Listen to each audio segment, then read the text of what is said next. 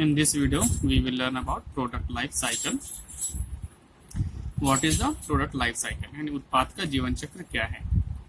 The product life cycle is the process a product goes through from when it is first introduced into the market until it declines or is removed from the market. मतलब कोई भी product जब पहली बार प्रवेश करता है market में, उस समय से लेकर जब तक ये मार्केट से बाहर ना हो जाए, यानी इसका पतन ना हो जाए, तब तक के इसके चक्र को हम उत्पाद जीवन चक्र बोलते हैं. The life cycle has 4 stages. इसमें 4 स्टेज हैं. फर्स्ट है introduction stage, second growth, third maturity and fourth decline. While some products may stay in a prolonged maturity state, जबकि कुछ प्रोडक्ट लंबे समय के लिए टिक भी सकते हैं. All products eventually phase out of the market due to several factors including, लेकिन हर एक जो प्रोडक्ट है किसी न किसी कारण से मार्केट से बाहर हो ही जाते हैं. अब वो कारण ये सब हो सकते हैं, including saturation, increased competition, decrease demand and dropping sales.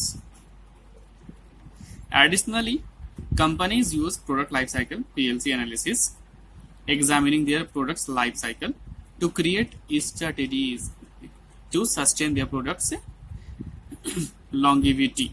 देखिए, कुछ कंपनी यूज करती हैं पीएलसी स्ट्रेटेजी को अपने प्रोडक्ट को लंबे समय तक सस्टेन करने के लिए और change it to meet with market demand, या फिर अपने प्रोडक्ट को चेंज करने के लिए मार्केट की डिमांड के साथ, और डेवलपिंग टेक्नोलॉजीज, या फिर टेक्नोलॉजी को डेवलप करने के लिए.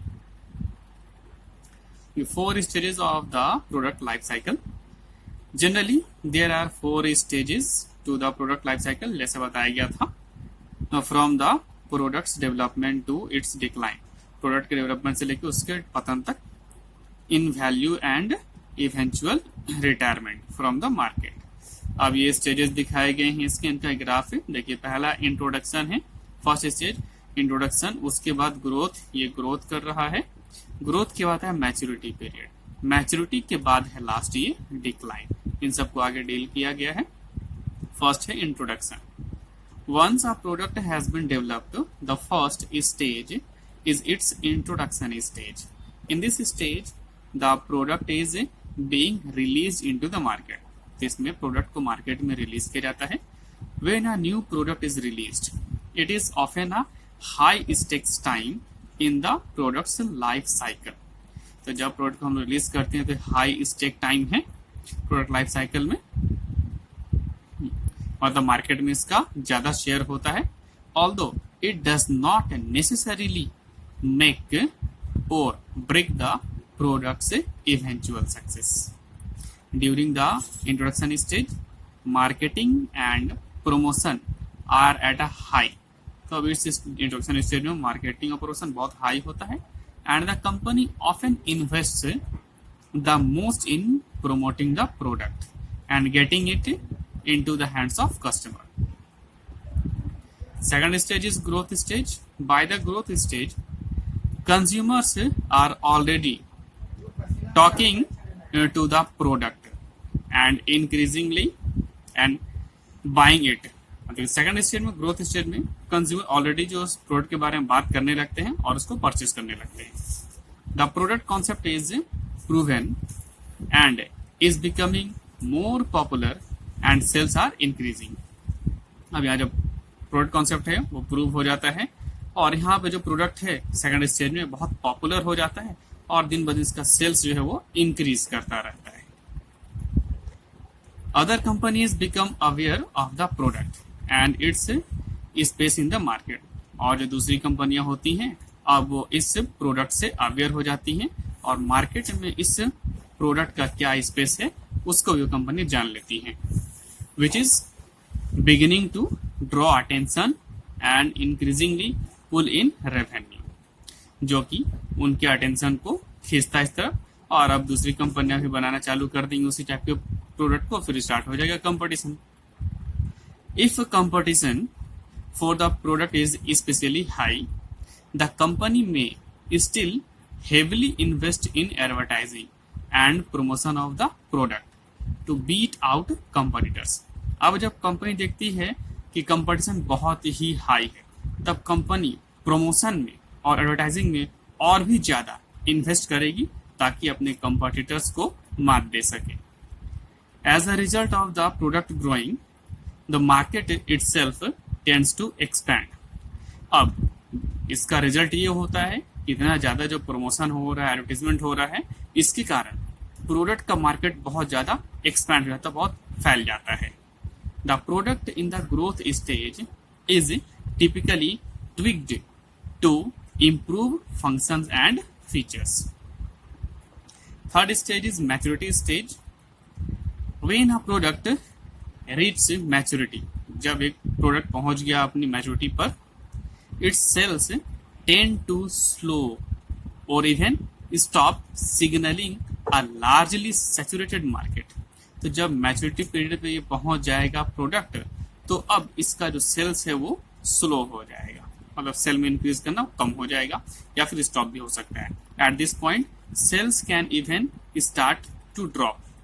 अब यहां से जो इस पॉइंट से सेल्स स्टार्ट होता है ड्रॉप होना, मतलब अब सेल्स घटने लगता है, जैसा कि प्रीवियस डायग्राम में बताया गया था. Pricing at this stage can tend to get competitive. अब इस स्टेज में प्राइस जो है वो कम्पिटिटिव हो जाएगा क्योंकि कंपटीशन बहुत बढ़ चुका होगा इस स्टेज में.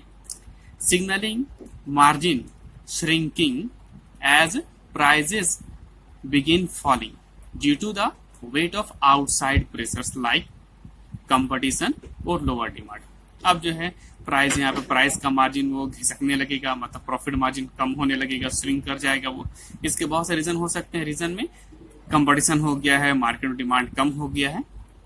Marketing eight this point is targeted eight fending off competition, and companies will often develop new or altered products to reach different market segments.